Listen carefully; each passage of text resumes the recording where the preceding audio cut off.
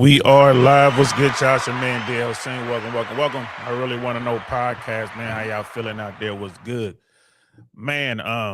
Been a busy weekend, man. You know what I mean. Shout out to my people, Red Pill Crip, man. Me and Red, we getting in it, man. We trying to make it happen, man. So we definitely doing what we always do over here on I Really Want to Know. But y'all got to come check us out, man.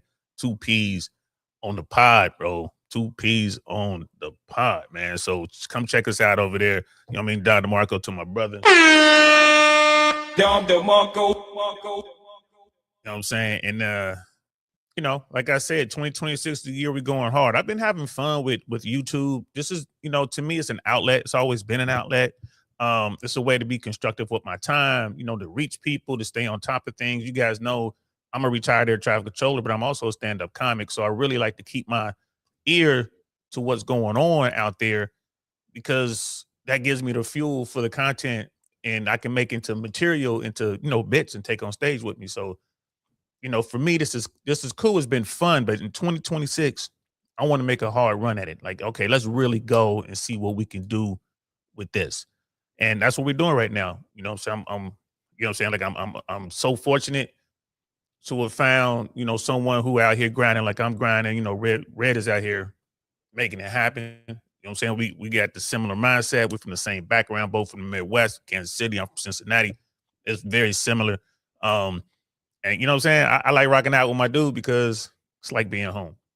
You know what I mean? So when y'all see us over there, some people be like, man, I ain't seen Saint get that loose. I'm like, I know, I be forgetting. I'm like, oh, it's like being back home. So we're gonna keep doing what we do. Do us a favor and definitely keep supporting. Let's get Red up to his let's get him monetized. He just needs some more view time. We're gonna keep putting content out there. We're gonna keep it rolling.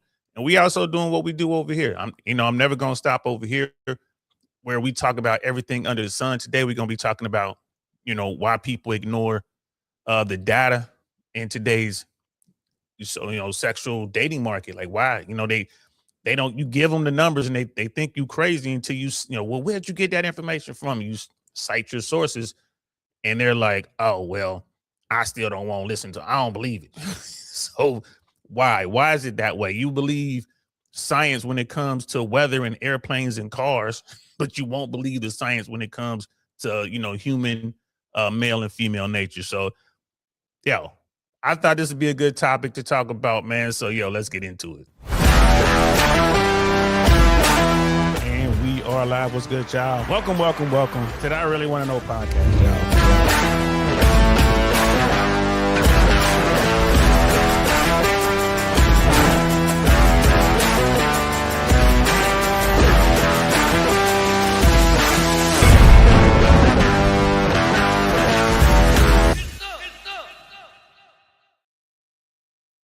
Get some indeed. You know what I mean? That's how we getting down. And there he is, my brother himself, man. It's like salute to you, bro. Appreciate it. Yeah, man. 2Ps. Hey, y'all got to come over and check this out, man. Like, bro done made a intro to you can't hear that intro and not start bouncing, man. It's fire. It's fire. Like, oh, 2Ps on pod. Like, that's shout out to you, bro. So, yeah, man, we're going to get into this. And we talk about a lot of red pill stuff over here. And like I said this years ago and it's finally happened. It's like red pill is going to go mainstream and red pill is mainstream right now. You're going to see more of this content on mainstream media, like proper media. You're going to see it on the cable networks. You're going to see it on your local news because there's still an issue out there. Men are suffering. Boys are suffering. And our society really doesn't seem to care. And it's always been the case. It's just kind of the burden of being a man. But, these factors are starting to smash into each other because now we're at a point where men just are checking out. They just throwing their hands in the air like, you know what? I'm not going to play with this, man. This game ain't fair to me. You know what I'm saying? And mama told me and daddy told me that everybody gets a trophy. And where's my trophy? Where's my baddie? Where's my dime? Where's my job making six figures? Where's my Lamborghini? Where's my penthouse condo? And guys are like, well, I'm not even going to try anymore. And I'm just going to stay in my mama's basement. Or I'm just going to, get me a shack in the woods. And when it comes to dating, dudes aren't even trying to talk to women, which isn't a problem. I encourage a lot of guys who don't have that game, who are just learning.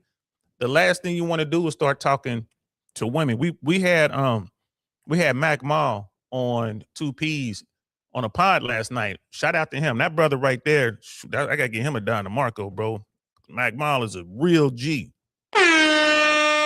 Don DeMarco. He a real Midwest G, and he tells the game the way we were told the game. You know what I'm saying? He's experienced the game. And one of the things he said, it's like, if you're not together as a man, like if you're a dude out here, and let's face it, like you're literally broke, no prospects, you're not doing anything for yourself, man, you're fat, you're out of shape, you can't take care of yourself.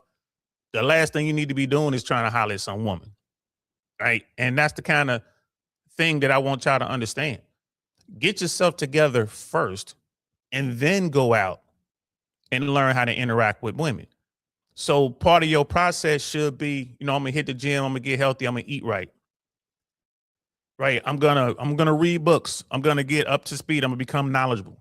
You know what I mean? And one of the books I recommend you read, there's a bunch of them out there. Book of the Five Rings. Right? Miyamoto Musashi. Book of the Five Rings. Read that. That should be in your library, bro. You should have that. You should have at least one translation of The Art of War. We got the Book of Power over there. We got all kind of, and then over here, when you see this Rich Cooper's Unplugged Alpha, you definitely want to read that book. If you're trying to become the best version of yourself, read Unplugged Alpha. He has a new one, Top Shelf Man, I think it's called. I just got it. It just arrived a couple of days ago. I haven't started reading it yet. Hey, but shout out to Rich Cooper. I'm going to read it. And then once I do read it, I'm going to leave a review and all that good stuff. We're going to have a review on this platform. But when you begin your process of transforming yourself from an invisible guy to a man who is seen by everyone, including women, like in other words, when you come from the bottom 80 and move yourself up into that top 20, these are the things you want to do. And the last thing you'll do is go talk to women. So you start getting yourself together, get your body together, get your mind together, get your confidence up. And while you're doing this, you're learning how to be social with people. We ain't talking about going to holler at no baddies yet. We ain't talking about going to holler at these dimes. You want to first just learn how to shake someone's hand, a firm handshake, make eye contact. You know what I mean? Keep your shoulders up and square, keep your head up, see what's going on around you. Talk to people. Hey, how you doing? You know what I mean? Hold the door open for others, women, children, old people, whatever. Just another dude. Like, here you go, brother. Got that for you. Make sure you always thank someone when they do something kind for you. Something simple like that, like holding the door open for you. Just doing something nice. Make sure you thank them. Right? Learn how to break the ice. Learn how to talk to people. Right? Just making small talk is an art form, guys. It's an art form. Not everyone can do it. Right? Learn how to make small talk. Like, get your fashion together. Learn how to network. It's a lot of stuff in it. It sounds like a lot. Just those little things right there. And I'm just naming like maybe the first 3 steps. And once you start doing that, and once you're good at breaking the ice, and once you learn how to talk to people, then you can slowly begin to talk to women. You can slowly see how that's supposed to work. Like, how you doing? Making eye contact with her. Everything you learned how to do, it'll be second nature by the end. Right? You know how to talk about stuff. You are a well-read guy, so you can refer to books that you read. You can refer to stuff that you watch. I mean, you can be an anime dude. You could be into, action movies. You could be a gamer and all that kind of stuff, and that's fine, right? But you also want to be able to talk to anyone on any level in any bubble. So you want to know a little bit about politics. You ain't got to be political, but understand what's going on politically. Right? What they're talking about today. You want to know a little bit about finance. You want to know a little bit about the economy. You want to know a little bit about what's going on in sports. You know what I mean? I'm a huge American football fan. I love football. It ain't my life, but I love it. Right? But I can speak on football. I can speak on soccer a little bit. You know what I mean? Not a whole lot, but a little bit. I can speak on baseball, man. I can speak on, swimming. Like the Olympics. When the Olympics come around, if it's the Summer Olympics, talk about what's going on with track and field, talk about what's going on with the, cycling and all that. Then when the Winter Olympics roll around, be able to talk a little bit about curling. So this is what you want to do as a guy. You want to be well-rounded. You want people to look at you as if you're some sort of Renaissance man, and travel. And don't travel just because you're trying to smash something. Travel in America first. We have a huge country, bro. Go see America, right? Like, go check out America. Go see how people are different in America. Like, you ever talk to somebody from Boston and then talk to somebody from Baton Rouge? Boy, it's like two different languages, isn't it? You know what I'm saying? Like, you talk to someone from LA and then talk to someone from Atlanta, right? So I'm just saying, like, go out here, talk to folks. You know, learn a little bit about these different areas. That's gonna help you when you have conversations. There's not many places in America I haven't been. I mean, I haven't spent a lot of time in flyover country, but I've been through there. You know, I've been through New Mexico. I've been through Nevada. I've been through Arizona. I've lived in California. You know, there's a big difference between Northern and Southern California. Right. And we just knowing these things. There's a huge difference between Sacramento and San Diego. People wise, what's going on with the economy and all that. These are the things you want to do to improve yourself as a man. And all these things that I know your end goal is, I'm trying to get on some women. Okay. If you want to be truly invisible and you want to be seen as a high value man or a top tier man, these are the things that will help you, right? These are the things that will help you. Let me catch up with the chat real quick before we get going. Yeah, EOC, which is in the building. What's happening, fam? What's happening? It's like, hey, D, I just wanted to ask you if you were going to cover any news stories today. I wasn't planning on it, man. I know the rescue. I'm so happy that the Wizzo, the second crewman from the F-15 that was shot down in Iraqi, in Iranian country territory, was recovered. So I wasn't planning on, bro. But if there's something you want me to cover, tell me. I'll come back. You know, I'll come back in an hour or so after we do this. I'll come back and do it for sure. If you want me to do it live, definitely. If you want me to do it, otherwise I could just do a quick video and then post it. But yeah, if you want me to cover something, man, let me know. And here's the rest of it. He was like, because there was a rather odd incident in Louisiana today when a guy in a 1967 Chevelle drove through a Latino. Oh my goodness, I didn't know that. 18 people got hurt. Wow, sounds like we're talking about an act of terror, man. Wow, that's because didn't that happen a couple years ago in New Orleans?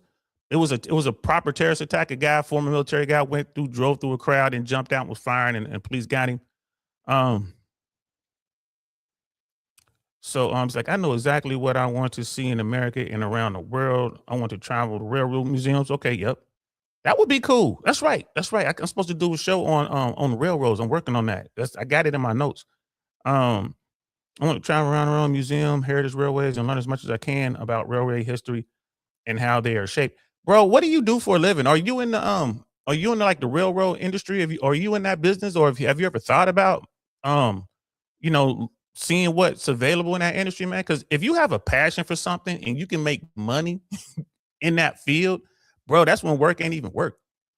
I ain't gonna lie to you, man. So I would say for at least 2/3 of my career as an air traffic controller, it really didn't feel like work because I loved it so much. Like when I was at Van Nuys, there was a time there when those of us who were at Van Nuys, man, we're like a big family, and work really didn't seem like work, to be honest with you, man. Just because I've always been fascinated with airplanes. I loved air traffic control. I loved interacting with the pilots. I mean, it was just so cool. I can remember one day at work, Ron Gerber, one of the OGs, one of the old school guys. Ron Gerber would do, I'm always talking about the phraseology, like the words you're supposed to use to talk to airplanes. Ron Gerber, he had his own version of phraseology, man. He was like one of the old timers. But one day he had all these airplanes just everywhere, right? And this is a guy who's seen like everything you can see in air traffic. Like he's dealt with, back in the day, they were saying like this guy, he was like the super guy. Like, bro, he handled everything, all kind of traffic, right? So one day there's a bunch of airplanes out there. It's like literally planes all over the sky. And he's talking, he has his his push to talk transmitter button in his hand. It's like it's about that big. He has it in his hand. Most of us will clip it to our body somewhere, but he has it on his hand. And he's talking to these airplanes and he's telling, he's like, okay, 22 Papa, such a 22 Papa. Turn left 20 degrees, Cessna 12 Alpha, turn right 20 degrees. And as he was moving his hands, the airplanes were moving. It was like he was using a force or something, bro. It was crazy. I was sitting there just observing. And I was like, man, that was a magical moment. I'm just sitting there and I'm like, yeah, this is why I like this gig, bro. This is cool. And it, to the untrained eye, it might look crazy, like all these airplanes are out there, but man, he had it completely under control. And The pilots were happy. He was happy. He would be dancing. This guy would go out dancing all the time. He was like a line dancing guy, like loved to go out and like cowboy cha-cha and push, what do they call it? The tush push. And you know what I mean? They do the electric slide. They took me out to the cowboy joints to go dancing, line dancing. Man, if you can find employment in a field that you love, like, and for you is trains. If you can find employment in that field, man, it's like you're not even working, bro. It's like they're paying you to do what you love, and that's one of the cheat codes in life. So, I'm just curious as to what you do. See the world culture around. Okay, yeah. So you're telling me what you like with the, yeah. If you can find something, I think you should really look to see if you can find something, like in rail transportation, man. And government might even have some jobs, like the DOT. They might be hiring for something that you would love, man. But I see you want to go around the world and even see this stuff, man. I got a friend. You're in the railroads. I got she's family. She's about to take a trip on the Orient Express, bro. Yeah, you of all people would probably appreciate that. She's been talking about the Orient Express for years. I mean, you need some bread to get on that train to ride that line. But the history behind the Orient Express and all that, and she's about to go. I think she's going in a few months. So, oh, this guy here. So back to the story. Just like the guy may have lost control of his car.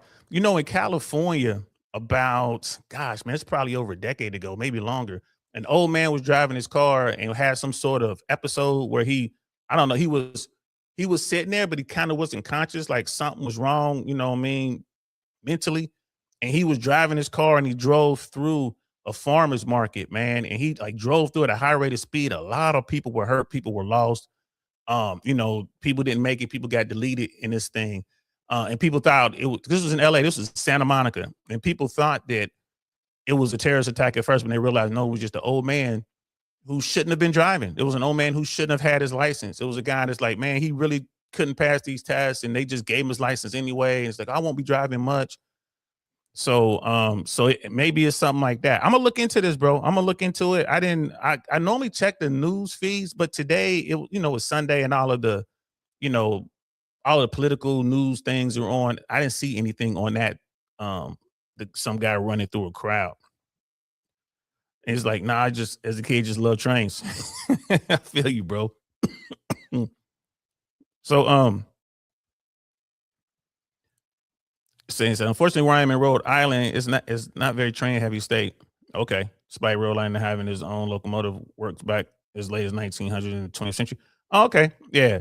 I'm just, I just had a thought because I know you've been talking about trains, and I was just like, wow, if you can find a career in trains, because you imagine making $150,000, $200,000 a year, and it's your job to go around and make sure that our railways are taken care of or whatever. Wouldn't that be great? You know what I mean? You probably do it for 80 grand. You know what I mean? Just to go out.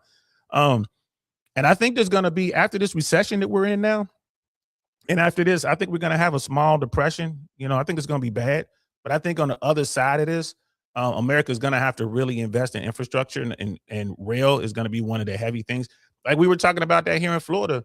They're talking about, they have a high-speed rail from Orlando to Miami, but there's so many people to get hit by the train because they get on the tracks and the train hits them, so the train has to slow down. So you're supposed to be able to get from Orlando to Miami in like 2.5 hours or something, but it almost takes like 3.5 hours to do it because the train always has to slow down or stop because people be stuck on the tracks. But that rail, that line, there's talk they're going to extend it to Tampa. So you'll be able to get on the train, the Bright Line in Tampa, and go to Orlando to Miami. And that would be amazing if they could do it in such a way that the train can go fast. They have that in California. Amtrak has certain rails that they would run from San Diego to LA. I mean, all over California, but I was living in San Diego and I had to go to LA every weekend. And I would take the train. Because I would take my daughter to her mom for the weekend. So I would come up from San Diego. We jumped on the train, and you go to Grand Central Station or whatever it was, Union Station, I think it was, in downtown LA. Her mom would be there. I get my daughter to her mom, and I would just hang out in LA for a couple of days, and then on Sunday get my daughter, and we'd take the train back. And I think it took us an hour and a half, I think. And in a car, it could take you up to 3 hours, depending on how bad traffic is or what time of day you go, like going from LA to San Diego. So I thought it was cool. I would sit there, work on my computer, do whatever. My daughter would sit there and watch cartoons. I mean, she was like preschool, kindergarten age back then. Yeah. So trains are cool. And America is going to have to invest in that. Currently the biggest thing in the railroad news is the Union Pacific Big Boy America 250 tour. Huh. On the whole spring and summer, it's gonna be in Philly on the 4th of July. Huh. Yeah, man, that's a whole world I never knew anything about. Hey, you might look up and see me at one of these events, bro. Because I love the network. I love the network, man. So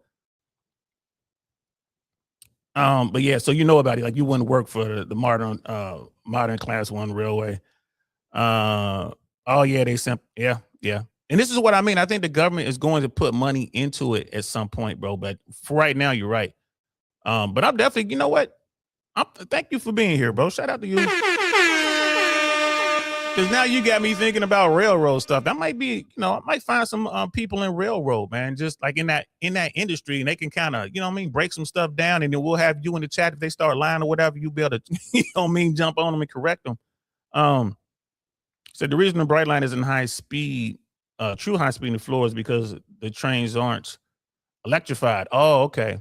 And that line isn't integrated, supported from the road. The diesel supplying the high speed trains in Asia and Europe. Yeah. And like I said, I rode the bullet train in Japan and China, and that thing was, you're right. That thing was crazy. So yeah. Like, sorry, it's all good, man. I'm about to stop right now, but I want to, you rock with me, man. You rock with me. I want to rock with you. So why wouldn't I? Read what you have to say, man. I appreciate you, man. But I'm definitely going to look into what happened with the car going through the crowd. I'm going to look at that. And I would, at a minimum, I'll probably just do like a quick little video, maybe a 15-minute video, and just put it up, because I wasn't even seeing it. Like in the breaking news, like in my news feed, I was seeing everything about the rescue, which of course is important. And then also it's a lot of talk about, Trump threatened Iran. He said using curse words and everything, dropping F-bombs and talking about he going to drop real bombs on their electrical infrastructure and bridges, which is a war crime.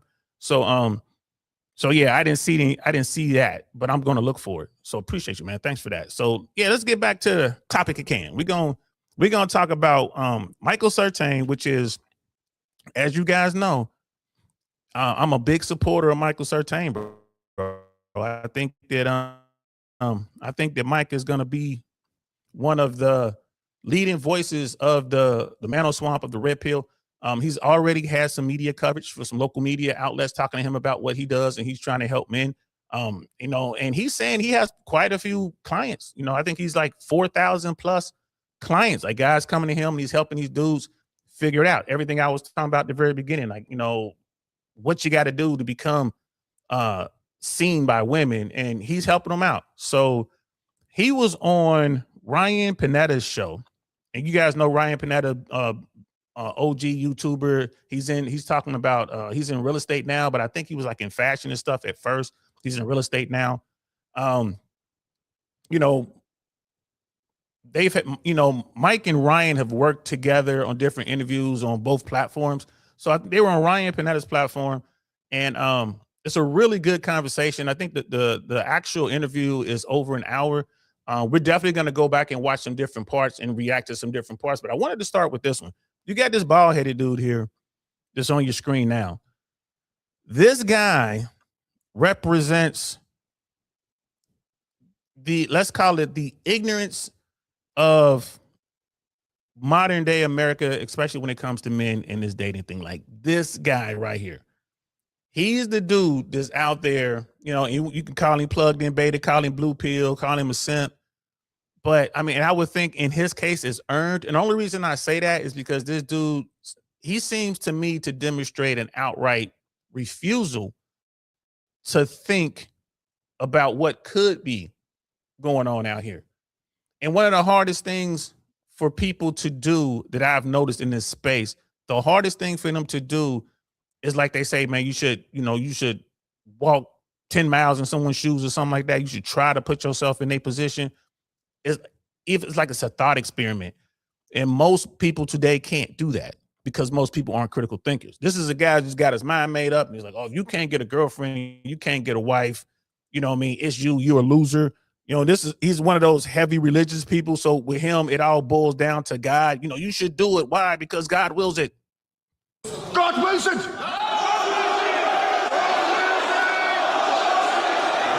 God wills it. God wills it. That he's one of them dudes, 100% Bible thumper. And you know, I'm listening to this guy, and I'm looking at his, you know, his take on all this, and I'm like, you know what? This guy was probably one of the biggest sinners out there, right? And then he found God once he had all his fun. He goes out here, do all his things, and then settles down. Sounds like how some women get down. Go out here, have my fun, have my 3 or 4 phase, and then I'm gonna settle in. And you know, I'm gonna find me a good husband. God wills it. You know what I'm saying? We got Mandrell in the building. What's happening, fam? You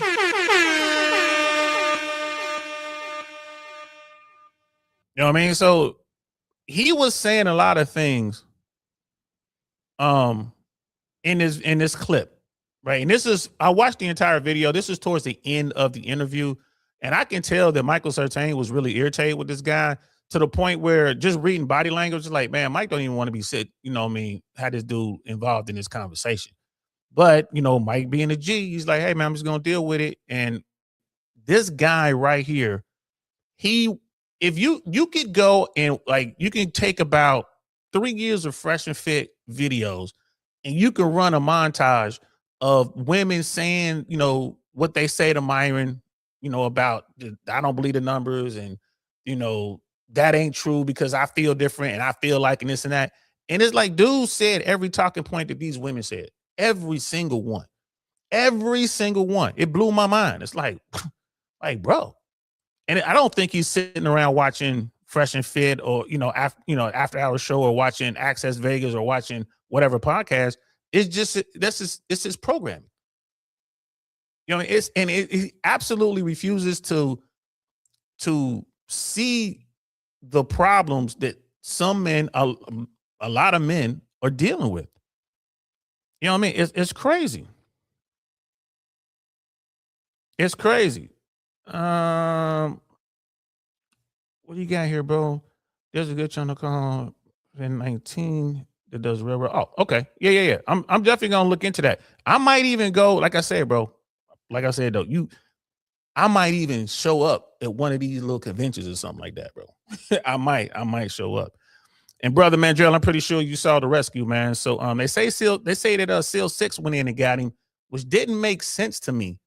Why would SEAL 6 go in? But you know, maybe SEAL 6 has a section that specializes in, you know, mountain rescue or something like that. But I'm like, why didn't the PJs go? Like, you know, or you know, I don't know. Like, why didn't the Rangers go?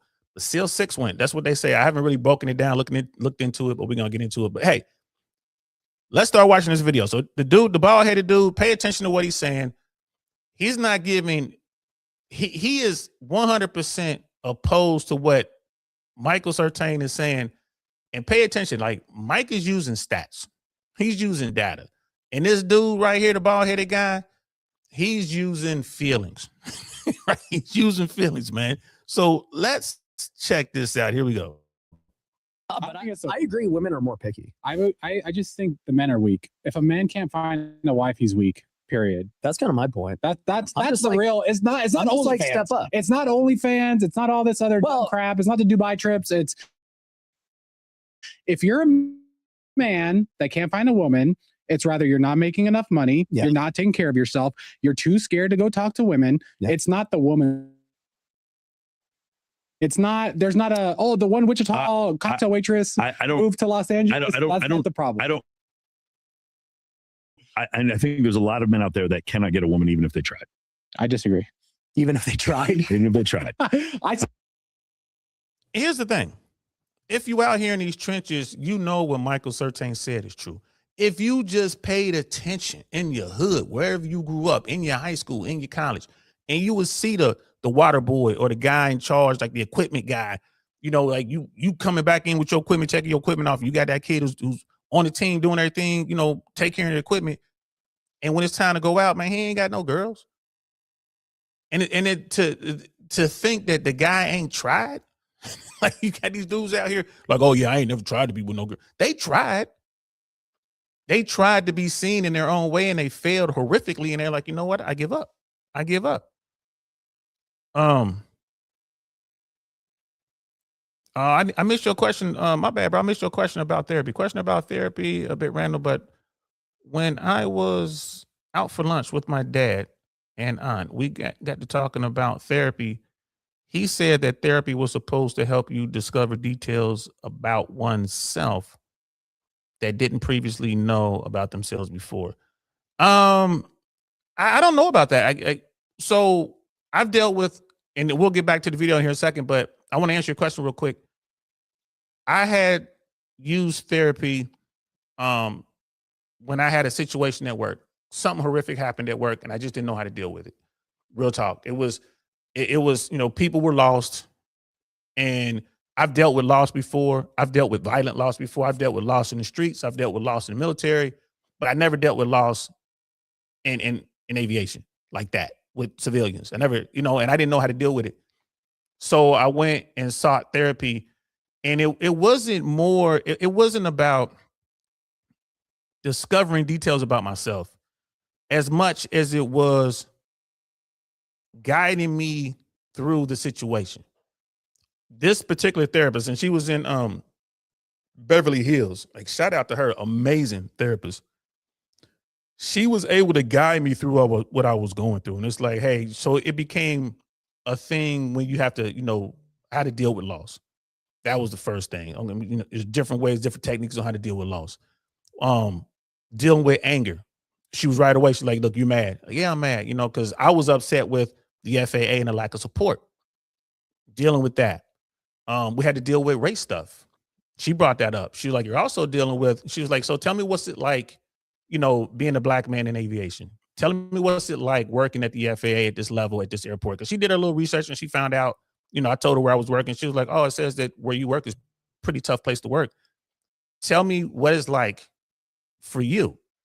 And she so I think therapists are really good at helping you look at things that you probably overlook. And those are the things that might be, hanging you up with whatever issue you're dealing with. Now, mind you, I went to her for a very specific reason. I was dealing with something. But then your father might be right in the sense that you have people who just go to therapists because they're just not feeling good, or, they think that life is unfair or whatever. So they have different issues. And maybe when you're dealing with that, maybe those therapists need to help you uncover things that you didn't previously realize about yourself. So I can see that being the case. Let's see. Is it true that first responders, people with dangerous, stressful positions often have therapy? It's available to us to keep themselves mentally stable, because I find it hard to believe that they just don't. It's available to you. At least for air traffic control, I know it's the same thing. It's available. Like the same program I use is a federal program that military can use, law enforcement can use, like you said, first responders can use. Is there. The thing is getting people to do it. I didn't believe in therapy. I just didn't. It's where I come from, man. We didn't believe in that. It's like, man, toughen up. What's wrong with you, man? Quit being a little punk. You know what I'm saying? What you hurt, rub some dirt on it, man. Let's go. We ain't got time for this. Come on. Especially in the military, we really ain't got time for it now. Let's go, man. We got a mission. I ain't got time for you sitting over here crying because you have some sort of breakdown, bro. We 15, 25 miles behind enemy lines. We ain't got time for that.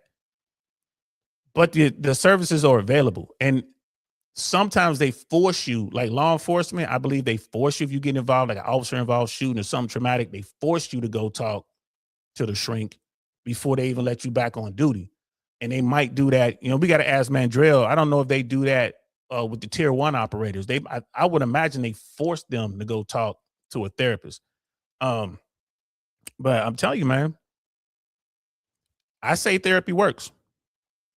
It worked for me. I was a guy who didn't believe in it until I was dealt a situation that I couldn't handle, because in the streets and in the military, it's the get back. You deal with something horrible happens to someone you care about or whatever, you get right back out there, bro. Someone gonna get it. right? You get right back out there. So it's like, I'm gonna take care of this in a minute. It's this. Get some. Get some. Get some. But there's no get back in ATC. There's no get back in aviation. I can't, you know what I'm saying? Who am I gonna pop at?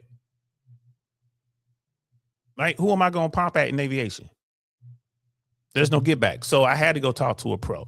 Sister Blue Jay is in the building. Oh, what's happening? I'm like, what's that? My phone ringing. I'm like, what is this? No, what's this vibration? My phone was ringing. I'm over here tripping. Sister Blue Jay is in the building. What's up, sis? Good to see you. I'm sorry. I'm so glad you could come through there. But yeah, like I think I do believe in therapy now. I think that couples therapy could work. I do. I really believe in that. I think if I were in a marriage, let's say I was married for 10 years plus and things started going sideways, I mean, at that point, you just don't want to cut the other person loose. So you don't want to just get rid of your wife because y'all having some, you know what I'm saying? Y'all are here with some speed bumps. It's, you know what I mean? I think that you should try everything to keep that relationship together. And that means going to couples therapy.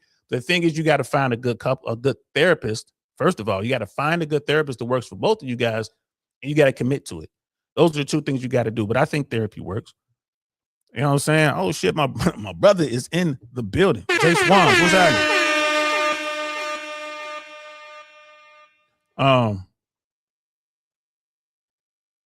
50% of marriages end in divorce is a myth. Word? The general divorce rate in the U.S. has been steadily declining, and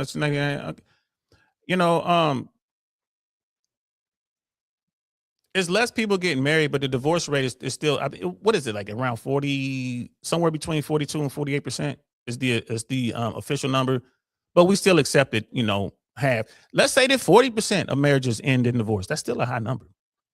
You know what I mean? That's still a high number. But Jay Swans can tell you about counseling and working with people. Hey, Jay Swans, man, like I know the FAA has the counseling. We had that EAP program. But do you know if there's counseling available? Like that program, is that program for all federal employees, including FBI, CIA, ATF, all law enforcement, all first responders? Do you know? Because I don't. I'm assuming it is. But yeah, he got the numbers. You know what I mean? He got the numbers. Yeah, I'm not a seafood guy, bro, but that's what's up. Boston cream pie, man, for dessert. Ooh, I definitely like dessert. That's what's up. And Jay Swan's like, why younger people are waiting longer to marry and more likely to be finished with college, blah, blah, blah. Yeah, are often more financially stable before saying I do. The result, because they are vetting the partner. Yeah, you got a lot going on with that. People are getting married later. Women are having children later. Again, so it's a lot of people just not even getting married. But they were talking about this though. But what old boy was saying, I want to get back to the video. I'm going to show all of the chats like I always do. But I want to lock in on the video. I'm already 40 minutes in, and I'm like, oh crap! I thought this was going to go an hour. we're already looking at an hour and a half if I don't stay locked in. And it's always great to see you, sis. So, but for a hot second though, we were talking about therapy and stuff like that, and I'm here to tell you guys, I do believe therapy works. I know for a fact it worked for me in that one very specific instance. It really worked for me. And it didn't take a lot either. I think I had something like 10 sessions or whatever, and I was good after 3. And then I did a 4th session, and then my doctor kicked me out. She's like, you don't even no more, get out. Like, come back when you need something. Because I just wanted her to get the money. I want to do all 10 sessions just so you can get paid. She's like, and she was a very successful, very successful in Beverly Hills. Like her client list was like, bro, she's like, I got people on my client list. She's like, I'm not hurting for money. She wanted to talk to me because in her words, like, it's like being in the trenches. It's like this is real work. Not to say that what she was doing with her clients wasn't real work, but she's just talking to people who ain't really got no problems. They just talking about they got so much money and they're unhappy. I'm in there talking about, hey man, I'm trying to deal with this loss and this is what's going on. This is what happened.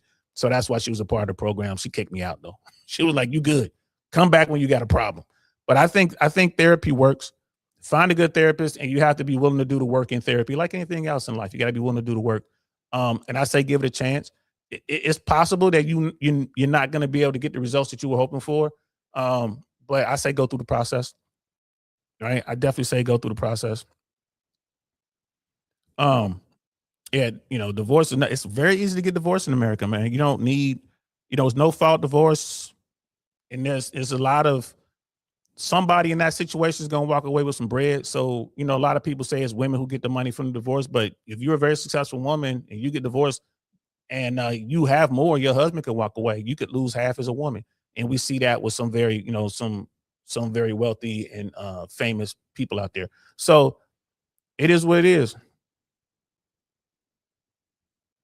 Yeah, and I wasn't talking about ASAP and whistleblower stuff. I'm talking about therapy. You know how when you can call that 800 number and get that EAP therapy? That's what I was talking about. Because I actually used that and went to go talk to a therapist at no cost to myself. I think the FAA paid for it. I'm talking about that, not the whistleblower program. But let's get back. Okay, I'm gonna stop all that. Whatever happens in the chat now happens in the chat. I'm only gonna address the chats that are on topic with what we're talking about here. Remember, old boy was saying that any man who can't find a girlfriend or get a wife is his fault. He's basically saying it's not the woman's fault, it's the guy's fault. Okay. I don't believe that. I mean, I think dudes have work to do, and he also stated that any man could go get a woman. So, and Michael Sartain was like, absolutely not. So let's pick up what they were talking about, because this guy's going to really dig down on this, man. And Michael Sartain was like, nah, bro, you are wrong about this. And here are the numbers to prove it. So let's keep going. Guys with women all the time. Right. But the problem is that's anecdotal. The data would pretty much support what I don't. Under the age of, How do you analyze Trump? report having no success. So It's like the unemployment Let's do a data. test. Yeah. Let's do a true test and get down to this, because I don't Let's get believe the any of this ugliest guy data we can find. Let's get 5 random guys that are watching this video. well, And let's see if we can find something. you are about to be massively disillusioned. No, you're going to be Trust. disappointed, son. You're wrong. The problem He is won't go. the problem is I have 100 clients. You are about to. It don't matter. The You're problem has to be- taking Sims. That's not my fault. the problem is We're going to get 5 regular guys, not guys that watch all this content, OnlyFans BS. you 5 regular guys in America. We're going to get 5 regular guys, and we're going to watch them meet a woman and get married in a year. This is what he's going to propose. He's out of his mind. And the thing is, he's not in the trenches, bro. It doesn't make sense to him because he doesn't realize how much the game has changed. And he's a young dude.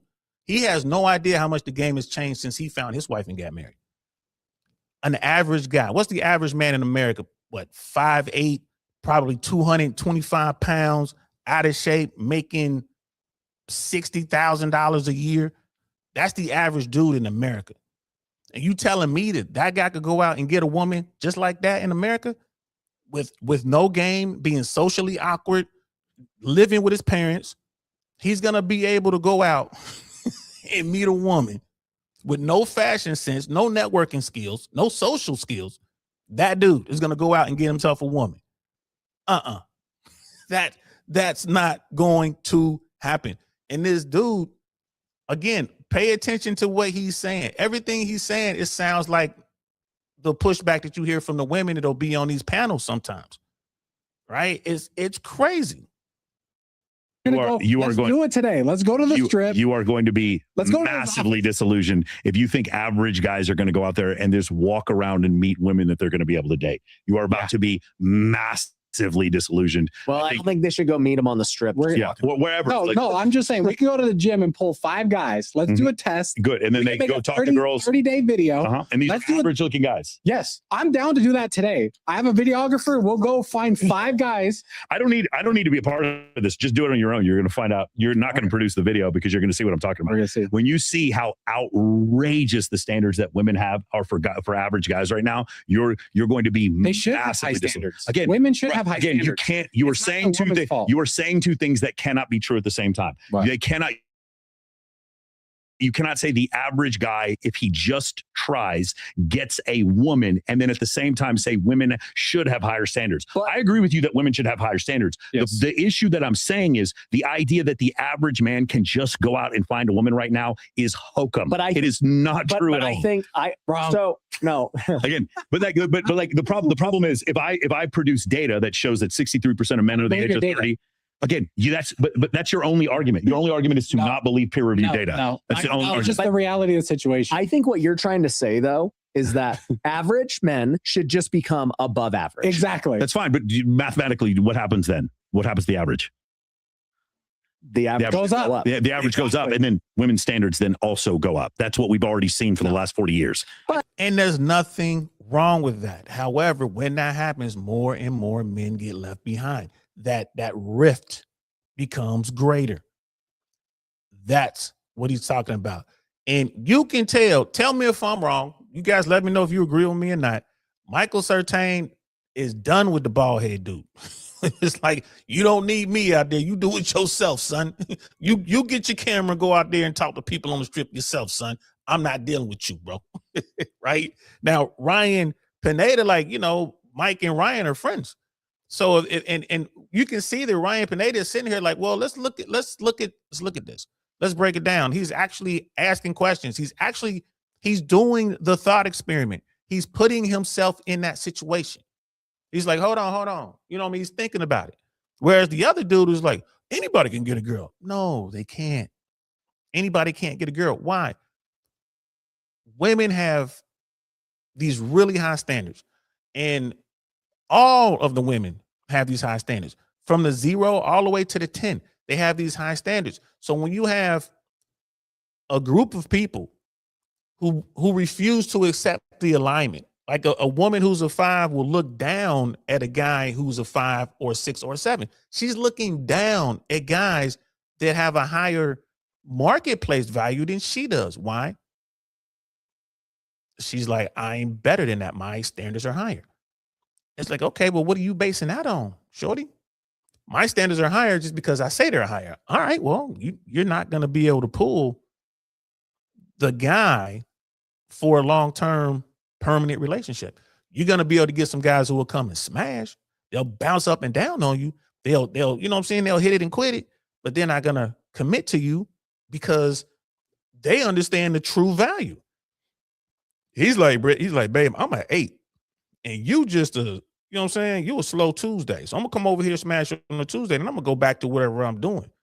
But she hung up on the 8. Mac Mall talked about that last night. And Mac Mall ain't in the red pill stuff, man. He don't know nothing about that. He's just reporting to you what he knows to be true from being in the streets.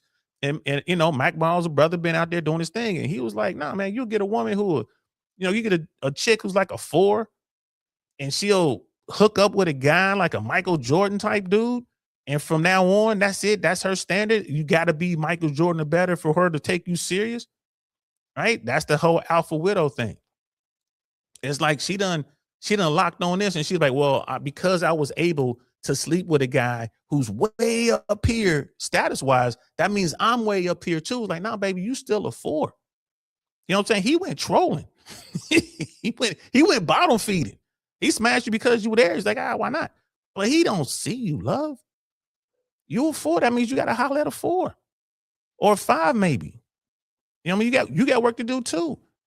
And that's one of the things the red pill and people like Michael Surtain, which again, you're going to see Michael Surtain sitting on MSNBC, CNN, you know what I mean? ABC, CBS. You're going to see him talking, having this conversation, and you can see he can handle himself. It's going to be fine. And I think he's a good representative for this. And I want to be clear here.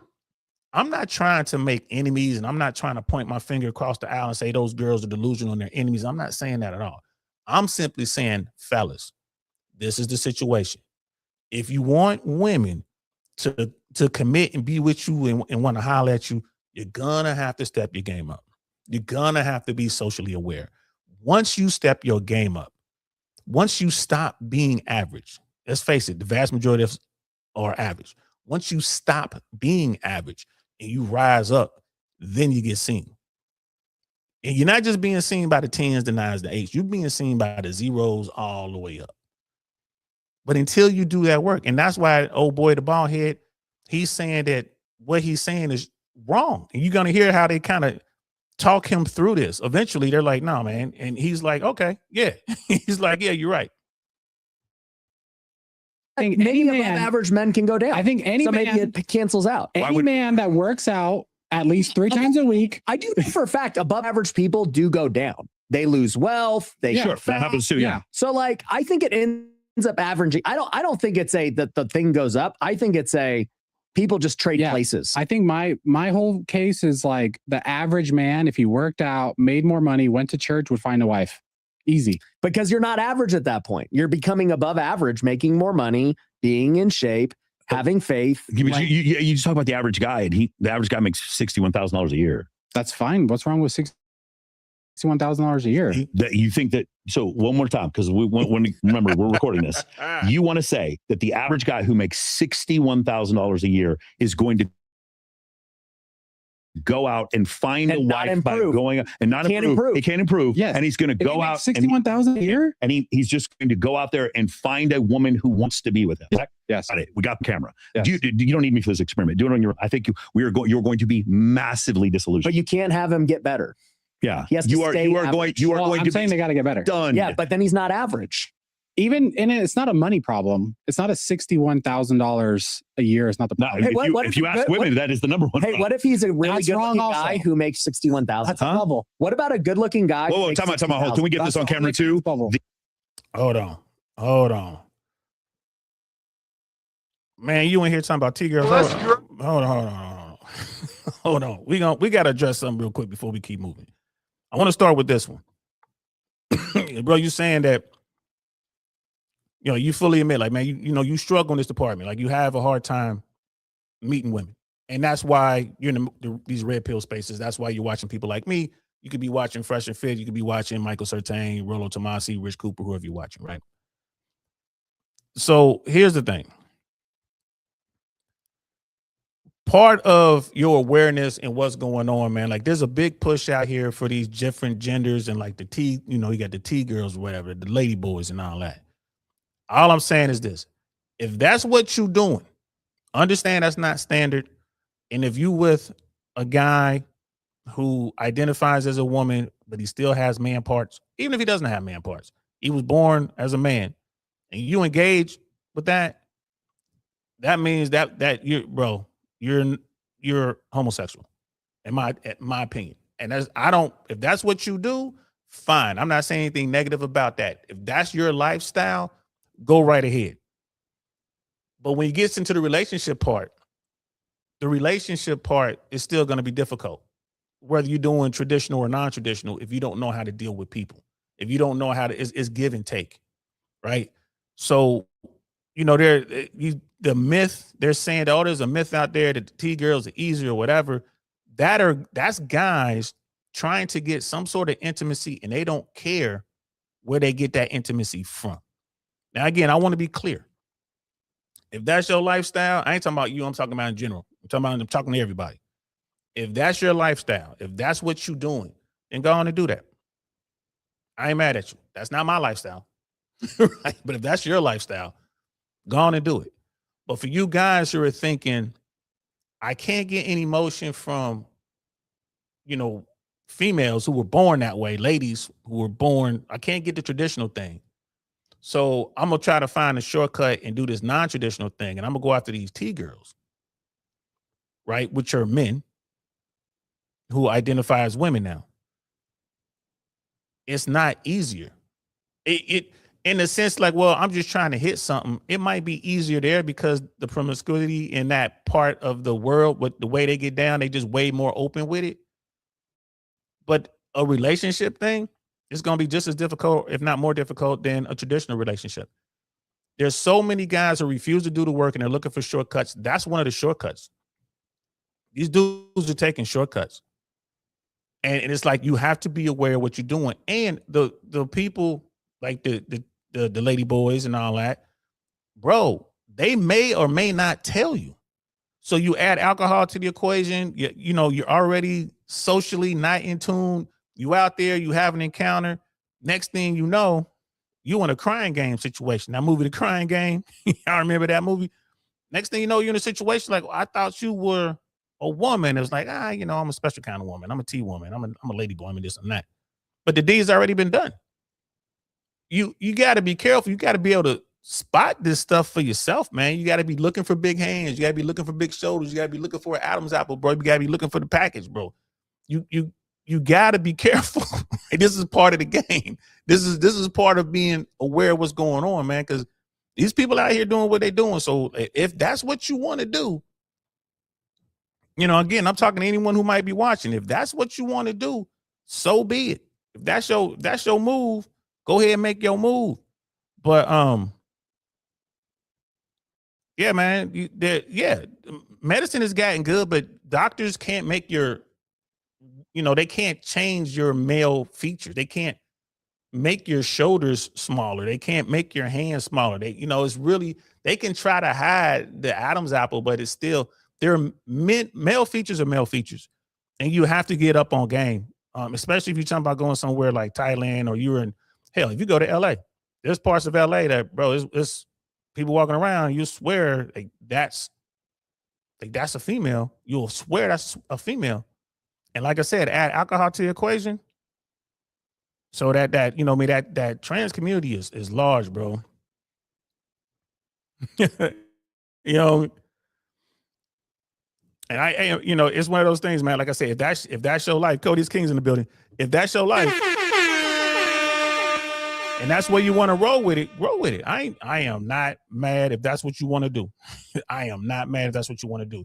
But if people are doing that, if young guys are doing that, as a cheat code, or they're just getting themselves food because they're not getting up to speed on how today's marketplace is, I think that's a problem. You know what I'm saying? So if that's what you do, like, again, I don't judge, I don't choose. If that's the life you want to lead, man, lead that life. I ain't mad at you. And then, you look at ladies, it's like, ladies are losing dudes to to lady boys. And, I tell guys too, like, just hold on, man. Like, technology is coming with the synthetic ladies. They're coming, bro. Like the cyborgs, the sex bots are coming. Just hold what you got. Just hold what you got. They're coming. Let's get back to the video. The idea that women want men who make more than 61,000, he said, is a bubble. He thinks that most women don't feel that way. Is that correct? You think that's a bubble? I think most make 61,000 a year. If he checks all the other boxes, I think you're only thinking about a Christian.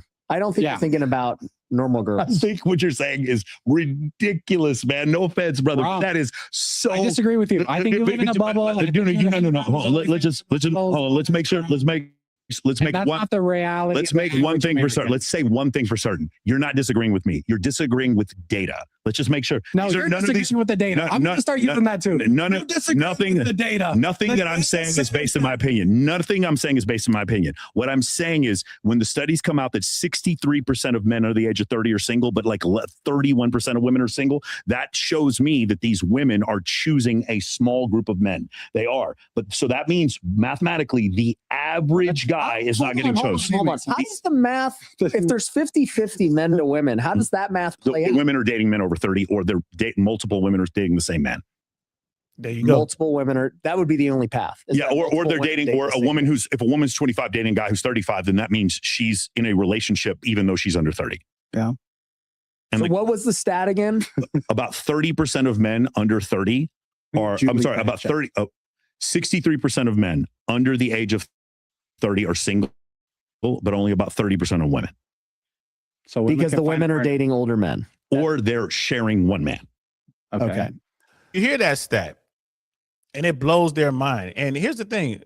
The Ryan guy, he understands. He's like, yeah, I could see that. Because Ryan Pena, he was a professional ball player. He was like minor league baseball player. And it is what it is. So he saw how women were acting and moving, trying to get these dudes. And, he probably knows, like, yeah, when I was single, I had 2 or 3 women that were sharing me. It is what it is. That ain't never going to change. So when you look at these stats and then they say, well, how is it that women are still dating and having successful relationships or doing their thing in the same numbers, but, men aren't? Like, it's twice as many men that can't find the women. They can't find women than women that can't find men. And it's like, oh, they're just dating up. And people are like, well, if you're a dude, then if you're a young dude, just go get an older woman. That older woman ain't trying to deal with a young guy. unless you're a young guy that got herself together and you can provide her with, maybe not money, but maybe the sex is good. She keeps you around because you're cute. You know what I'm saying? You're built. Whatever. She'll keep you around for a little bit, but she ain't gonna keep you there forever. She's not gonna want to take care of you. She's just not gonna want to do it. Are there women out there who take care of guys? Yeah. But is that the norm? No. So when you look at the numbers and the stats come out and people will just, well, I don't want to accept the numbers because I feel a different way. You can't really do nothing with that person. It's like, well, like Michael Surtain keeps telling me, well, take your camera outside and let's go see what happened. And Ryan Pena was like, look, when you go do this, you got to go find these regular guys and they got to stay regular. And we're going to see if they you saying you're going to get them in a relationship with a woman and married in a year. Well, they got to go to the gym. Well, that's making them better. They're no longer average. Most people don't realize that between 70 and 75% of Americans are either overweight or obese, 70 to 75%, which means 1 in 4 Americans are fit. So if a dude is in the gym working out, he's not average by default. He's fit. He's 1 out of 4. Right? So that right there, he's not average. The average dude is the guy who's not going into the gym. He's playing video games. He's online. That's the average dude. The average dude is with no game, no social awareness. That guy's going to have a very, very difficult time finding female companionship. That doesn't make okay. Oh, yeah, but hold on. But if that is true, then how does the average man fare? Not very well. I think, okay, to Brian's point, I think an average guy can still obviously get a girl. For sure, he can, but he does have to level up, like you said before. Yeah, if you want to level up increase in your personality, everything. Yeah. No, but my question was, what if they're good looking and only make $60K a year? Well, how do those guys fare? They do well, but the problem is that they don't have that. They don't have like a lot of access. So I have a lot of clients that are multimillionaires, and they're like, I work a lot, and I already know a rich guy who's ugly is going to fare better than that guy, probably. Well, I mean, that's very astute. That is correct. Yeah, looks don't matter as much for men as they do for women. So when you look at that whole situation, what we find is I have a lot of clients that come to me who are very, very, they're in shape, they're wealthy. They're very successful. But what happens is when they communicate with women, the women that they're communicating with, wherever they meet them, if they meet them at a bar, if they meet them at the gym, if they meet them any place, frequently, about a third of my requests that I get for leads, they say, I'm looking for a good Christian woman to have a long-term relationship with. A third are asking that? About a third are asking that. And they're still not finding it. That's why. And that's a fact. When I talk to dudes, when dudes hit me up, you know what I'm saying? With the exception of EOC, which what you're looking for, bro, you can find that. I don't even know how to help you with that. That's not our space. That's what when you're looking for the lady boys, you're gonna have to find some help. I don't even know where to begin with that. Like you won't need our help over here in the Red Pill. We just that kind of takes care of itself. But if you're trying to meet women, you're trying to get into a relationship, that's where we can help. And most of the dudes that I've talked to, they mimic what Michael Surtain just said. They're looking for a long-term relationship. They want a wife. They don't want to be out here running a rotation of women. They understand that they need to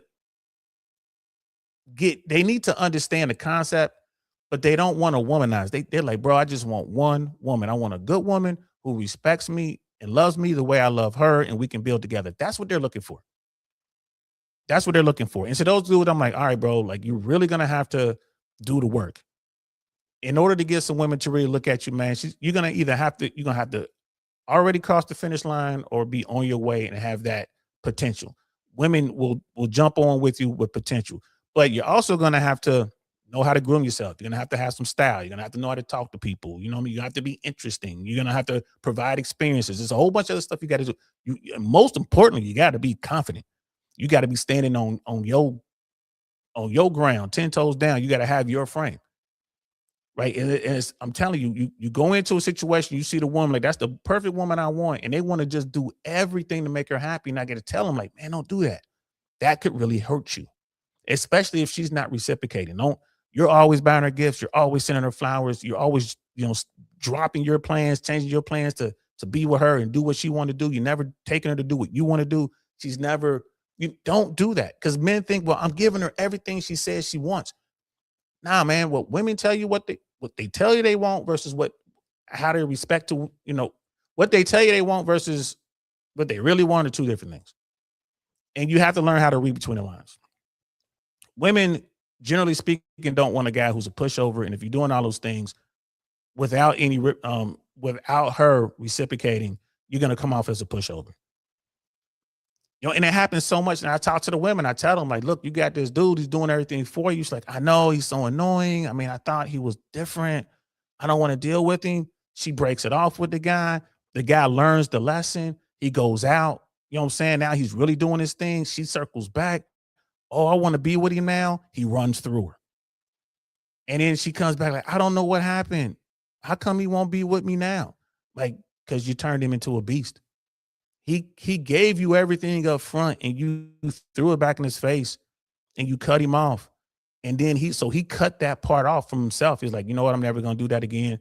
And he begins to go after women who adds value and shows that value add up front. And he holds his emotions in tight until he knows after the vetting process that that's the one. Anyone who's in a successful relationship, and I'm not talking about myself, I'm talking about people like my man Jay Swans.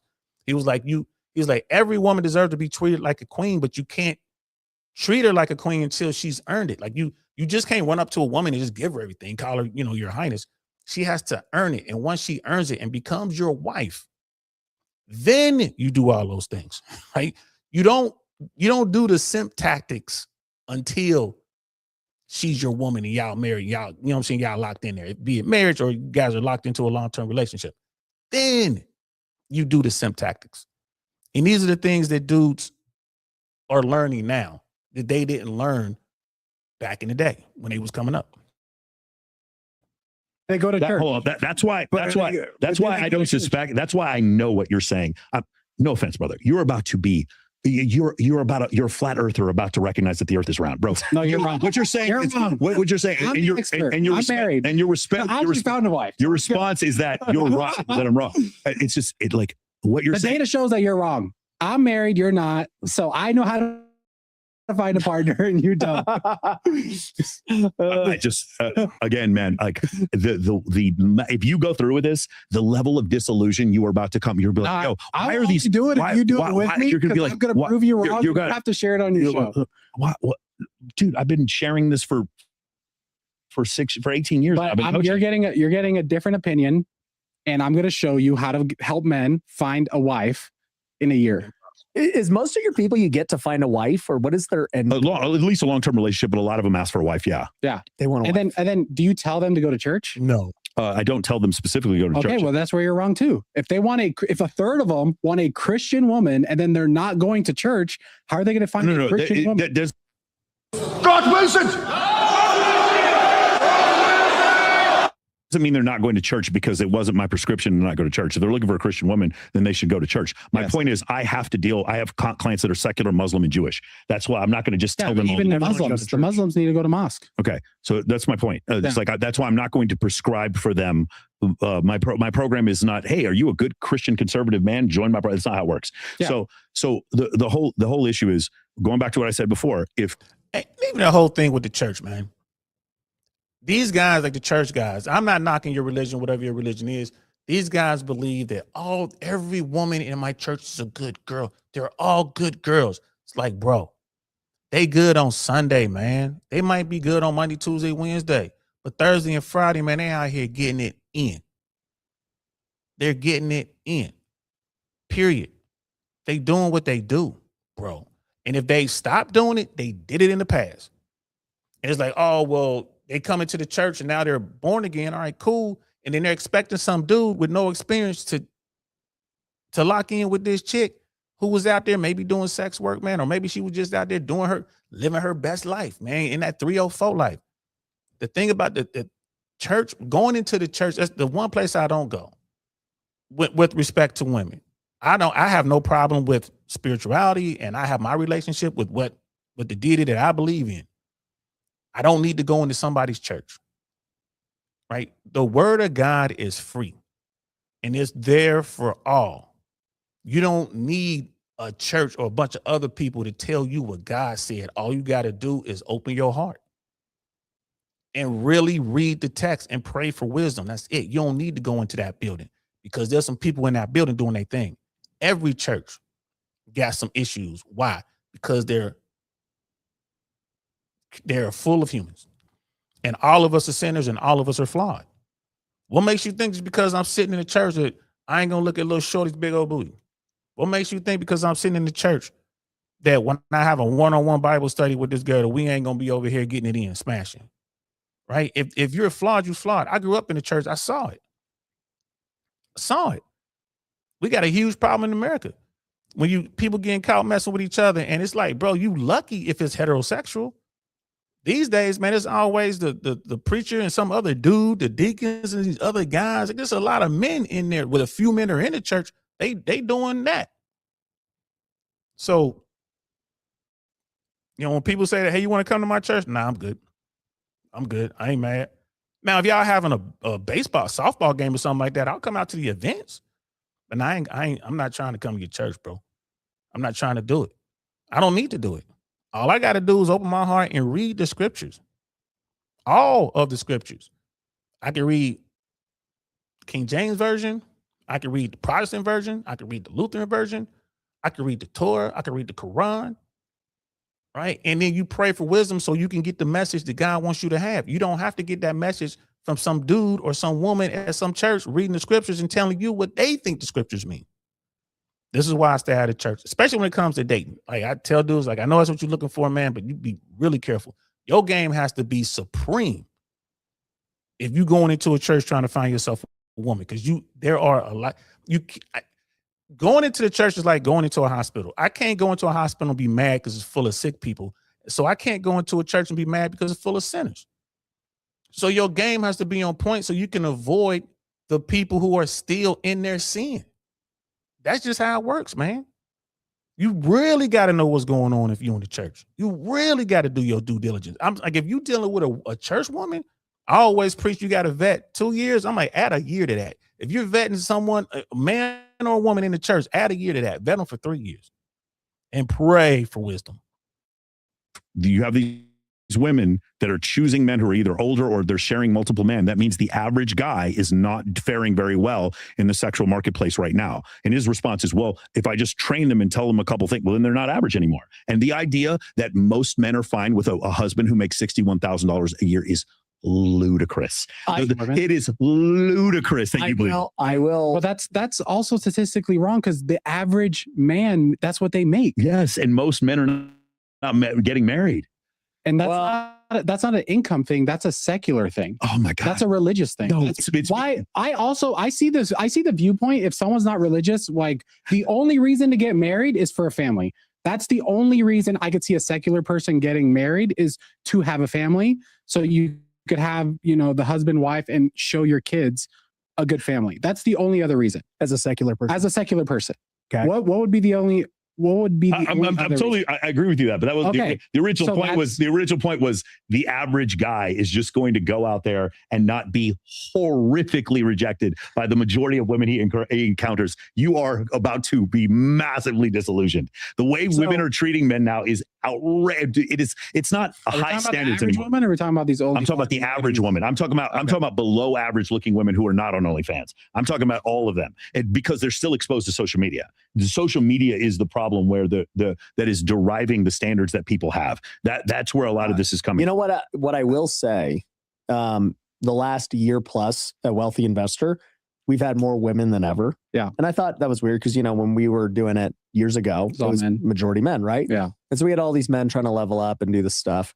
And then now I would say that it's actually more women. Okay. So now start doing it. Let's just say these women are successful and they become wealthy investors. Well, they're that's the goal, right? Yeah. But most of them, they're already married, right? Mm-hmm. So most of them are already married.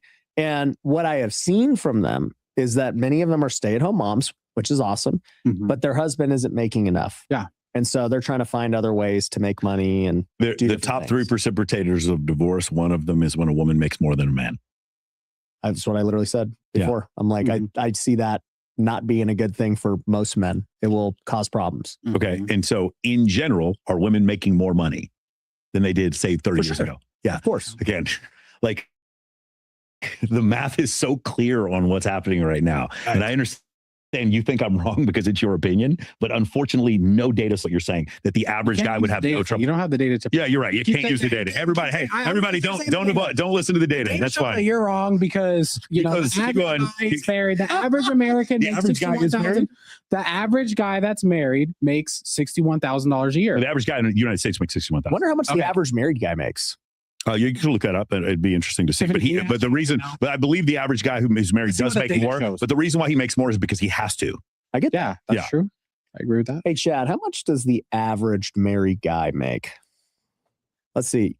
Because It's going to be hard to find that number because, I mean, you can, you get the household, you can get the median household income in America, which is the median is under 90,000 a year. The average is going to be higher, but the median is around 90, under 90, under 90. It's like in the 80s. I want to say 86,000 or something like that. You can look that up. So if you look at the median household and that's two earners, and it's like, well, who's making more? If, they're probably not making the same amount of money. They might be. Someone's always going to out earn the other.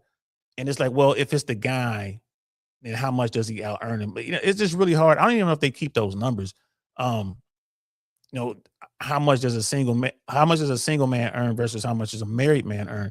But married dudes tend to earn more money. They work harder. And, people say because they have to. I mean, you got a family to take care of. You have a wife, you have kids. Like your whole thing changes. You want to go out there and be an earner. That's what you want to do as a man. Like, I'm gonna go out here, I'm gonna earn, or bring the money home.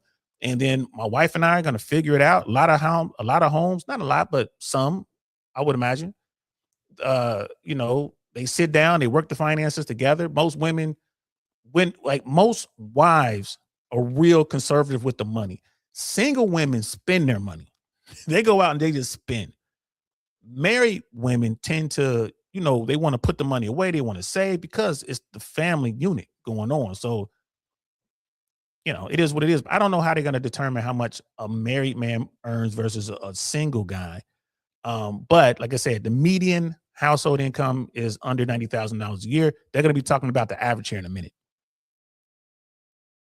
And it's like, or is it vice versa that he was just a better mate and because he was making more money, I think men start to make more money when they get married, or it's just because they're getting older. That could There's happen, data? but because they have to. Exactly. Because they have to. But there's also the like what Ryan said is also true, where the man made more money, so because he made more money, he was more configured to get married. Another test. So just so you guys know, the median income for men overall is about 68,000 in the United States, according to Fidelity.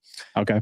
The studies show that married men typically earn more, often around 80,000 plus during peak earning years. Yeah. The average income for a married couple, this doesn't seem right. It says the average income for a married couple is 146. So like 80 and 60 combined. Because I've heard of annual or household incomes like 70K, but I guess households, even if you have a non-working. So here's the other thing is the median and the mean are two different things as well. So the median income, meaning if we stratify all incomes, we take the one that's in the middle. Right. The mean is if we average them. If we average them, the number's lower. Yeah, no, I get that. About Ryan. Well, I guess household income would include non-working spouse. So it's basically saying if both work. How much money were you making when you met Mindy? $1,200 a month. I was making like $33,000 a year when I met my wife. But I had status. I was a pro baseball player. I was good looking. Like I had others beyond money. I had future earnings potential. Get upside. I had upside. She bet on potential. Yeah. And you were a bar boy. I was a bar boy. Which blows my mind away. Like, this guy right here, the bald-headed dude, was a bar boy. So this is a dude who's probably a bartender. They say he's making $33,000 a year back in the day. He was doing all right. He's a bartender. He has a front row seat to female dating nature, female dating tendencies. He had a front row seat. He got to see hypergamy. He got to see how his status as a bartender trumped most of the dudes out there who were making good money. We might, if you were a bartender at the spot at one of the high-end joints, your status is higher than or the same as these dudes making six-figure plus. Bartenders have tremendous amount of pull, and they get all kind of women. And then women see you because you're the guy, and they're like, "Oh, he's the man," and that's going to help you get on. Now, the fact that he's making $33,000, if he stayed there at $33,000, you'll be able to have these sexual encounters with these women, but then they're not going to want to be with you long term because you're not making enough. They'll eventually move over to the guys who are making 6 figures plus. But you're going to get access to the women. And that's the thing. Probably in his mind, he's thinking back to, well, when I was at the bar, I had all these girls. I had all these women. Right? That's what he's thinking. I don't understand why these guys can't get a woman. I had all these women. I was just the bartender, not taking into account his status as a bartender, especially if this is a high-end bar. And these guys are in Vegas. So he's at a bar, a high-end bar in Vegas. Yeah, man, he's got not just the local girls, but you got the people coming in from out of town. You got the people coming in from out of the country. Bro, you don't even really have to have game. You just have to be kind of aggressive as a bartender. That's the life. So in his mind, he's thinking, yeah, I had all these women. The average dude must have all these women. It's like, nah, bro, you had those women because you had status. If you were making $33,000 a year and you weren't a bartender and you didn't have access or status, bro, ain't none of these women gonna holler at you unless you got some game. Unless you have some game. So, I mean, it is what it is. Here we go. $33,000 a year working 2 jobs, found a wife. You just had game. Yeah, a little bit. Because you were bald too, right? Somehow you pulled her being bald and bald isn't really not an issue. Yeah, it's not an issue. If you own being bald, then it's fine. Like it's just not that big Jeff of an issue. Bezos bald. Yeah. Floyd Mayweather. He used to be bald. Yeah. That's funny. Please, next time Myron's here, please have Myron sit next to Brian. Please do that. Please. Myron don't want the smoke. Oh, yeah. Definitely he doesn't want smoke. I will sit right there with just bated breath. I will bring like 50 of my friends. All please, these guys, for the love. Problem with. And that is that. Right. And that is that. So we're definitely going to do a couple more breakdowns on what's going on with these conversations. Like it's not just women who push back ferociously on what's being said in the data. Now you see these dudes pushing back too. And they'll call guys like this a white knight, me a blue pill simp. But the guy's married. He's happily married. He's successful. The dude won, if you ask me. Like he's got a wife that he wants and she wants him and they're making money. And like I said, who's the prize? They are both the prize because they're married. They made it. And then for him to look back is like, well, it's easy. I don't think he realized how difficult it is to find a person, to have a meaningful relationship, to get married and make that work. That takes a lot of work in today's world. And I don't think he realizes how tough it is. Yeah, bro, you trolling now. And nah, I don't want to see it. I don't want to see it, man. You trolling now. I'm good. You found the love of your life. So why you know what I'm saying? Like we can't help you. Like this is a space for guys to figure out how to go from being invisible, unseen by women, to being visible, seen by women. Or people in general. But most of the guys over here on this platform, especially when we had these kind of conversations, are looking to find themselves a significant other. So yeah, bro, I'm good. Like, I don't want to see it. But but like I said, you're still welcome here. And I'm definitely gonna be covering that news story that you sent me. I'm gonna look that up and see what's up with the guy that was driving down the street. But yeah, bro, that's hilarious. But people, I want to go over my notes real quick, make sure I covered everything. Like the marriage rates, the divorce rates, they're there, right? No, like we accept 50%.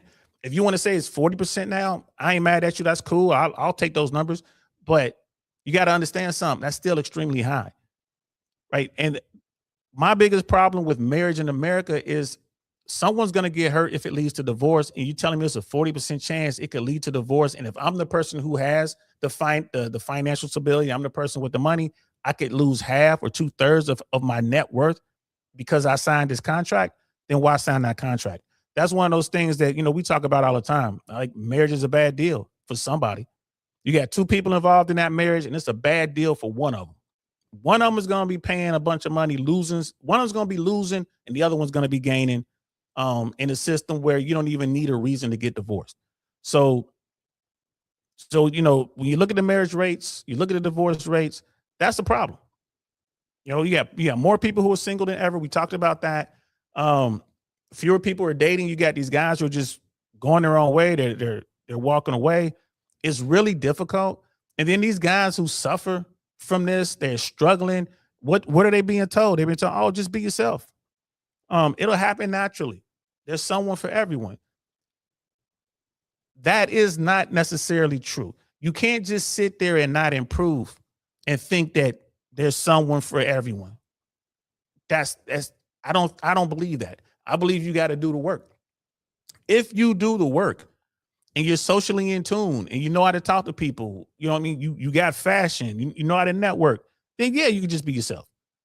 You can just be yourself if you're a well-rounded, well-adjusted individual. Yeah, you can be yourself then. Just be you.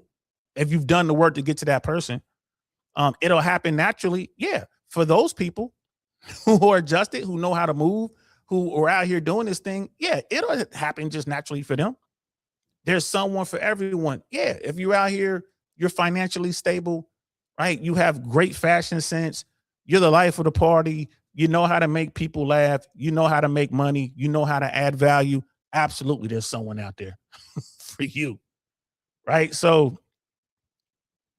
these facts do make people uncomfortable. I just like to highlight that, Michael Surtain is the perfect subject for this sort of thing.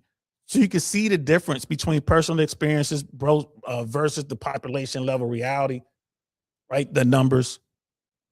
We talked about that yesterday. We was on 2Ps. I talked about that. Everybody has this thing with six figures. They're like, oh, you just got to get to six figures. And it's like, yo, y'all understand that 6 figures is not what you think it is everywhere in America. 6 figures might be amazing in Delville, Alabama, or, you know what I'm saying, like Biloxi, Mississippi. 6 figures might be the thing. But in New York, LA, Atlanta, DC, parts of Miami, you know what? I'm going to take Miami off, because if you're making 6 figures in South Florida, all you got to do is go to Broward County. You're going to be okay. Right? You can still do all right, 6 figures. But those other places I mentioned, man, 6 figures ain't going to help you. Right? So the real number, when people talk about 6 figures, comparing it to what 6 figures meant in the 80s, is about $400,000. If you're making $400,000, which I know is 6 figures, if you're making $400,000 a year, you good anywhere in America. You good. You might be better in some places than others, but if you're making $400,000 a year and you live in California, you're all right. If you live in New York, you're all right. You're going to be able to live a decent life. You're going to be able to save money. You're going to be able to do what you want to do when you want to do it, right? You're going to be able to go out there and do whatever, whenever, however you want to get down. So you're making $400,000 a year and you're living in Tampa, you're royalty in Tampa. Same thing in Miami. Same thing in Fort Lauderdale. Like, not in Palm Beach. $400,000 a year in Palm Beach just makes you average. Like, it's real money down there in Palm Beach. But you get what I'm saying. Like, you can, if you're making that kind of bread, $400,000, you're good anywhere. Back in the 80s, if you're making $100,000 a year, you were good anywhere in America. And a lot of people they've lost that distinction. So, and like, you had these conversations when you talk to folks, it's like, hey man, this is how it really is. And when these guys hear this stuff, they're being labeled as lazy, weird, they're not trying hard enough. These dudes are trying, but then they give up quick. And you look at it, these guys came up in the era where everyone gets a trophy, and the timeout generation, they never got disciplined, they never had to go do for themselves. This is why you guys got to do the work. You guys got to do the work. So I tell these dudes all the time, like, man, don't worry what these people are saying about. Don't worry about that, bro. Don't worry about that. They don't see you anyway. Let's get you in the gym, man. Start working out.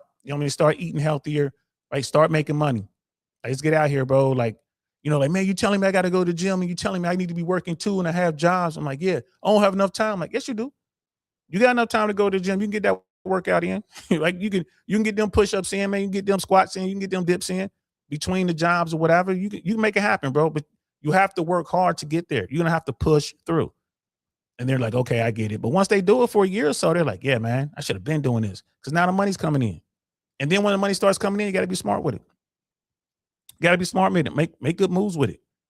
You know what I'm saying? Be smart with it.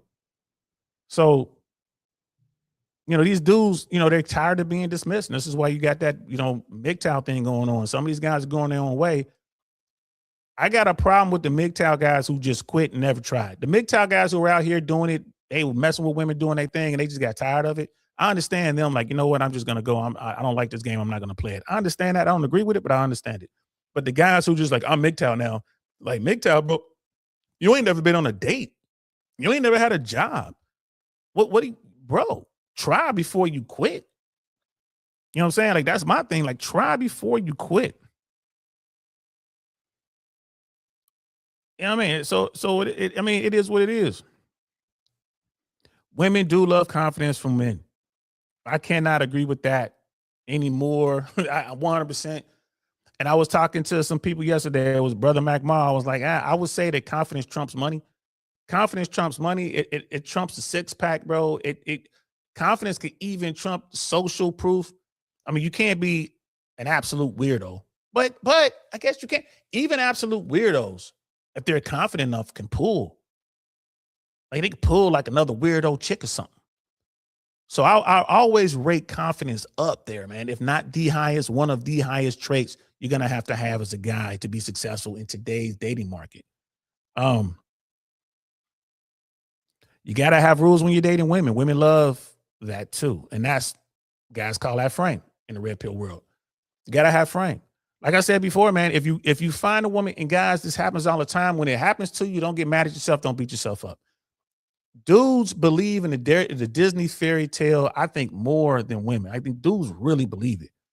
How many guys out there have you went somewhere, you met a woman, and to you, she was absolutely beautiful. She was a 10 out of 10 for you. Like, she was everything you've ever been looking for. And you worked up the courage, you talked to her, somehow got a conversation going, and she was feeling you. And you guys were like, you had like the next 5 hours of just laughing and joking. And, you know, she's like touching you, and she's, oh my God, you get her number, everything's good. You get a hug when you leave. Like, and guys will be walking on cloud nine, man. They go home, and the whole trip home, they thinking about this woman that they don't even know. Just, they know her first name, if that's her real name. Don't know her last name. Don't know where she came from. Don't know who her people are. Don't know who her family is. Don't know what she do. Nothing. She could be a convict, bro. Nothing. You just don't know nothing about this woman. But you driving home and you having this fantasy. By the time you get to the crib, you done dreamed up y'all married with kids, living in a certain neighborhood and all this kind of stuff. Men do this. Men do this. And then they try to call a guy and they can't get a hold of her for 3 or 4 days. And then come to find out that, you know what I mean? She done ghosted him. She just had a good conversation. She didn't think nothing of it. She don't even remember your name. Then you see her, she sees you. You walk up to her and she kind of, you know what I'm saying? You need to go away, ew, ick, whatever. And that guy's devastated. He's devastated. It happens all the time. Gentlemen, this is why you got to keep your emotions in check, man. You got to fight that feeling. Stick to the math, like the cold logic. You don't know her. You had a good encounter. That's all. You had a good encounter. And that's a great start. Let's see if something else happens. Let's see if this leads to a date, a walk in the park, going to get smoothie, watching a movie. Let's see if she answers your call or she returns your text message. Let's see if she approves you on her Instagram, if her Instagram was private, which will always be good if her Instagram is private. Let's see what happens next. But dudes, man, they just run this whole narrative like they in love with this woman, and they are in love with this woman. And then some of these guys get into a relationship and they do everything for her. They become that guy, you know, the simp guy. They become like a Akash Singh or whatever, right? They become this simp dude and does everything for her. Listens intently. She says, I want flowers. Boom, she has flowers. She says, I would love to go to Sip and Paint. Boom, we at the Sip and Paint. I would love to, you know what I mean, go take a trip to wherever. Boom, we're gone to wherever. Everything. And then one day she says, I want you to take me to the Usher concert, or the, you know what I mean, you take her to Usher, or you take her to what's the name of old boy, man? Damn, I can't think of his name. But she named some celebrity. I would love to go to this event. You take her to the event, got front row seats, backstage passes. She gets dragged up on stage and she winds up making out with this guy. And you just sitting there looking at it. She making out with the dude grabbing all up on her, squeezing her cheeks, all that kind of stuff. Next thing you know, she gone backstage. You at the seats, like it's been 2 hours. You don't even know where she at. You don't see her till the next morning. That happens. That happens. And the guy's devastated. And it's like, bro, you've only been with her for 3 months. All this happened inside of 90 days. What, you know what I'm saying? You didn't vet her. You didn't keep your emotions in check. Like I tell you, keep your emotions in check. You didn't do it, and it cost you. Right? So that's all I'm saying, bro. Like it's rough out here. And guys, if you get caught up, when you take an L, learn from it. Learn from your L. That's all you got to do. Just learn from it. Don't run from it. Don't hide. All right. So we're gonna leave it there. Oh, brother Pablo's in the building. What's happening, fam? I think that was an outstanding mission. I'm glad they were able to rescue him. I'm glad he was. I mean, apparently the down airman was hurt, but he was mobile. He did everything he was trained to do. Shout out to Sears School. He was able to get to he was able to evade capture from the Iranians, and he was able to get to a point where the rescue could happen. And like I said, it looks like they sent SEAL 6 in, which is kind of crazy. But I think that was it was a great rescue. That was a happy ending. That's the best the best outcome we could hope for. But having said all that, I don't think we should be there. I think we should pull out. I think we should pull out ASAP. I think we should get out of there. We got lucky this time. We lost a lot of aircraft. People got hurt. Luckily, there's no reported KIAs in this one. Like none of the, it was a couple Black Hawks that got hit by small fire, and then they say that there were injuries. People got injured.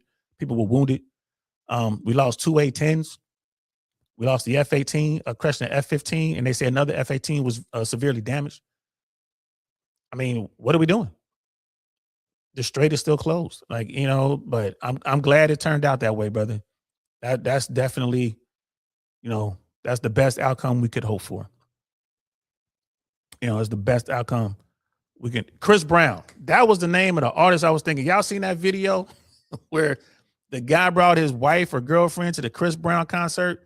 Chris Brown pulls her up on stage and she's making out with him, like tonguing him down. And oh boy, her boyfriend, her husband is just standing there. Wow. This is what I'm talking about, fellas. This is the kind of stuff that I'm talking about. Don't get mad about that sort of thing. If she tongues him down, don't be mad at her. Just, you got a choice to make. Do you stay in this relationship or do you move on? And if she did that with Chris Brown, bro, she'll do that with Leroy Brown. You know what I'm saying? The local dudes just talking. I'm about to look up the Louisiana car crash, dude. I'm about to look that up, and I'm gonna do a video on that.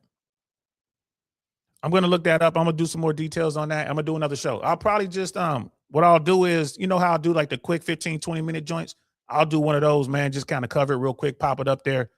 So I appreciate that. I'm gonna look into that Louisiana car thing with the guy running through the crowd allegedly. So I'm gonna do that today. I'll get that done by the night. Hopefully, I'll have that done by 10 p.m. or so. It won't be too late. Hopefully, I'll get that done. So that's it. That's all I got, guys. I'm gonna leave it there. Fellas,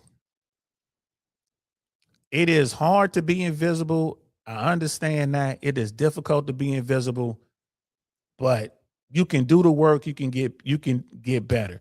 For those people out there who thinks it's easy to date in today's market, you're out of your mind. It is very difficult. Average women require above average men today. That's how it works. If you're talking about just smashing, yeah, it's never been easier to have a sexual encounter with a woman, in my opinion. Women are really loose today. It is what it is. Never been easier. But if you're looking for someone to have a long-term relationship, you're looking to get married, those women are hard to find. And those relationships take a lot of work. And I think it's worth it. You should do it, but it's not easy. For those people who say, any man could get a woman, you're wrong. Just like that bald-headed dude in that video, he wrong. He is dead wrong. I hope he goes out and tries to do a video to show how easy it is for average guys to meet a woman to be married within a year. I would love to see it. So don't give up, fellas. You know what I mean? Shout out to Michael Surtain, man. Shout out to Ryan Pineda. Shout out to all the people out here, man. Shout out to Rich Cooper, man. I just got his book, Top Shelf Guy. You know what I mean? I'm gonna read it. I'll let you guys know what I think. Shout out to him. Shout out to my brother, Red Pill Crip. You know what I'm saying? Out here doing this thing. Shout out to Blue Jay. I see you. Thank you so much. Shout out to my people. You know what I'm saying? Jay Swan was in the house, man. Appreciate you, bro. You know what I mean? Exactly. Never give up, guys. And ladies will tell you in a heartbeat, never give up, man. Ladies love winners. They don't like quitters. And that's it. That's all we got, man. I hope you enjoyed it. I'll see y'all tomorrow. We'll be talking about something. I don't know what we're going to be talking about tomorrow, but we'll see what the world offers us up. We're going to talk about something. And definitely this weekend, Friday, Saturday, be looking out for 2 Ps on the pod. We're going to be doing that thing as well. I'm DL Saint. This is I Really Want to Know podcast. Talk to y'all later. Peace. Nothing like I've ever seen. It's just a thing of beauty.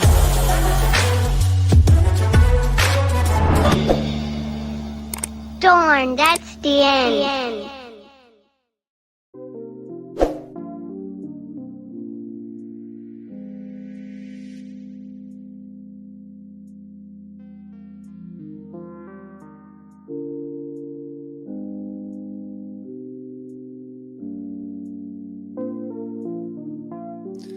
Thanks for watching. We really appreciate your support. And if you like that video, check out this one or maybe that one. We'll see you around. Peace.